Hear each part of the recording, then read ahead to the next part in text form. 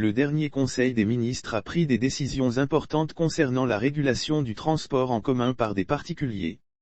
Comment, en tant qu'assureur des taxis-compteurs, avez-vous accueilli cette nouvelle et comment se fera l'assurance de ces véhicules? Nous sommes la mutuelle d'assurance des taxis-compteurs d'Abidjan. La MATCA a le monopole dans l'assurance des taxis-compteurs. Compte tenu de l'évolution du monde, on ne peut pas s'opposer à ce que d'autres opérateurs s'investissent dans le secteur. C'est la loi du marché et des affaires. Dans plusieurs pays, ces types de véhicules ont fait leur apparition, et la Côte d'Ivoire ne peut pas se mettre en marge de cette évolution. Nous remercions les autorités qui ont décidé de cadrer ce type de transport. Ces mesures de cadrage n'existent pas dans d'autres pays pour permettre à l'existant ou les autres types de transports existants de continuer de travailler sans être perturbés. Le décret permet désormais de reconnaître l'existence des véhicules de transport avec chauffeur, VTC, en Côte d'Ivoire mais surtout définit les conditions à remplir pour opérer dans ce secteur. Ce qui n'était pas connu auparavant. Ces véhicules seront soumis désormais au paiement de la patente, la vignette comme les autres types de transport. La seule différence va résider dans les couleurs. Si le gouvernement décide que ces véhicules aient les couleurs orange blanc vert comme les taxis ivoires, ils seront obligés de se faire assurer par la MATCA. Car pour payer notre assurance, il faut être un taxi à compteur eurokilométrique. Pour l'instant, ce qui est prévu par le gouvernement, à travers ce décret, c'est d'identifier ces VTC et comme ils n'ont pas nos couleurs, on ne peut donc pas les assurer pour l'instant. Lors de la récente grève des taxis-compteurs, vos assurés ont dénoncé la concurrence déloyale du fait du coût élevé de leurs primes d'assurance alors que les autres véhicules qui font le même travail paient moins. Comment appréciez-vous ce décalage de prix au niveau des assurances? Ce décalage de prix s'explique. Le taux que nous appliquons aujourd'hui, de 40 000 FCFA devrait être revu à la hausse depuis des années. Pour la simple raison que nous sommes une mutuelle d'assurance à cotisation variable, c'est-à-dire qu'on peut augmenter comme on peut baisser ce taux en fonction de l'évolution du secteur. Nous n'avons pas touché cette prime depuis plus d'une dizaine d'années. Les dirigeants de la MATCA ont fait l'effort de maintenir cette prime de 40 000 FCFA et 3 000 FCFA pour les recours anticipés, qui ne sont pas obligatoires, bien qu'il ait des raisons valables de l'augmenter. À la réalité, ce taux tient compte de plusieurs paramètres que les assurés ne savent pas. Un assuré paye dans l'année 480 000 FCFA de prime alors que les frais de couverture d'un seul sinistre font plus de 500 000 FCFA. S'il fait 3 à 4 accidents dans l'année, l'assureur perd beaucoup. Mais nous n'avons pas tenu compte de ces calculs et nous avons décidé de maintenir la prime à 40 000 FCFA, parce que c'est le principe de l'assurance. Avec ces pertes, comment maintenez-vous l'équilibre financier de votre mutuelle? En réalité, la MATCA n'était pas concernée par cette grève. Elle est la compagnie d'assurance d'un type de véhicule. Ces véhicules ne lui appartiennent pas. On ne peut donc pas s'opposer à d'autres types de véhicules qui viennent transporter les usagers. Bien au contraire, la MATCA fait des efforts pour que le mutualiste se sente toujours bien et mieux. La preuve, grâce aux encouragements de la mutuelle, une fêtière regroupant les acteurs de taxi-compteurs a été mise en place. Des accompagnements vont se faire au profit de cette fêtière et des sociétaires avec la création d'autres sources de revenus. La MATCA n'a pas compté seulement sur la prime d'assurance, elle s'est inscrite dans la modernité et a développé d'autres sources de revenus pour équilibrer ses comptes. Aujourd'hui, la MATCA se porte encore mieux. Cette nouvelle vision de la MATCA était au cœur de l'Assemblée générale que vous avez organisée récemment, qu'en est-il exactement? Nous sortons effectivement d'une assemblée générale extraordinaire en vue de réviser les textes de notre mutuelle qui sont vieux de plusieurs années. Une structure normale doit réviser ses textes chaque 5 ans. Or la dernière révision des textes de la MATCA remonte à 2005.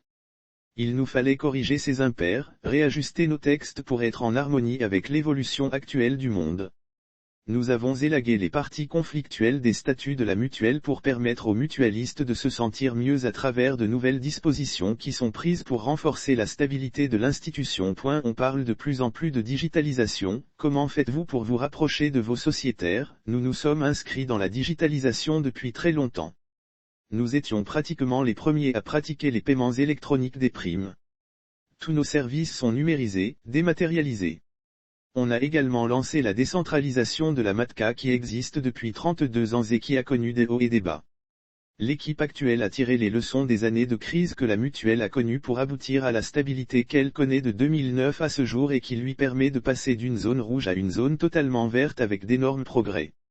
C'est cette période de stabilité retrouvée qui a vu naître la politique de décentralisation qui n'est autre chose que de rapprocher la mutuelle de ses mutualistes en créant des agences MATCA dans chaque commune du district autonome d'Abidjan. Le rôle d'une mutuelle, c'est de faciliter les conditions de vie et de travail à ses mutualistes. C'est pourquoi, nous avons initié dès notre nomination en 2014, la politique de décentralisation de nos services, avec pour objectif une nouvelle agence tous les 2 ans. C'est le lieu de rappeler que jusqu'ici le traitement des sinistres se fait uniquement au siège. Mais dans les mois à venir, le service sinistre sera déployé dans toutes les agences et les sociétaires pourront désormais faire leur déclaration de sinistre dans les agences de leur choix. De plus, nous avons mis en place le service de dépannage et de remorquage des taxis compteurs ainsi que la MATCA Trace pour la géolocalisation des taxis, la sécurité des taxis ainsi que des passagers. On ajoute à cela, le règlement rapide et efficient des sinistres. Toutes ces réformes ont été possibles grâce à la politique générale de l'équipe dirigeante actuelle dénommée MATCA Nouvelle Version, qui a conduit la mutuelle à la certification ISO 9001 version 2015. La certification est la reconnaissance de l'utilisation des bonnes pratiques dans notre domaine d'activité, aussi bien sur le plan national qu'international. Et pour nous, c'est une grande fierté d'atteindre ce niveau de management après tout ce que la MATCA a traversé comme difficulté. Je voudrais également profiter pour rendre un hommage au président du conseil d'administration, Monsieur Faman Touré, qui a toujours soutenu toutes nos initiatives. Je voudrais également remercier et féliciter l'ensemble de mes collaborateurs, qui ont épousé cette passion et contribué à transformer notre rêve en une réalité aujourd'hui. Les nouvelles dispositions prises par le gouvernement pour réguler les vitesses ont donné comme premier résultat, la réduction des accidents. Dans quelle proportion avez-vous ressenti l'impact de ces décisions? Ces nouvelles dispositions rassurent tout le monde? Les usagers sont en sécurité, les chauffeurs également, tout comme les propriétaires. S'il y a moins de sinistres, nous gagnons et ce qui va nous permettre de développer d'autres produits au profit des sociétaires.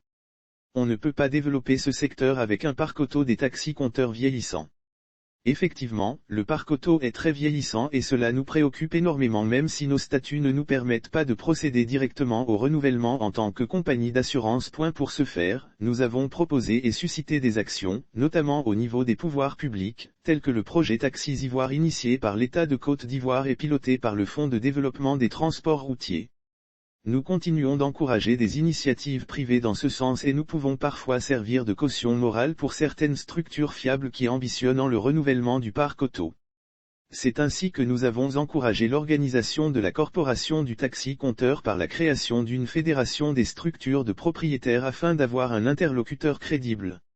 Cette fédération dénommée Fédération ivoirienne du patronat et des exploitants de taxi compteurs d'Abidjan, FIPETA, a été mise sur pied en 2020.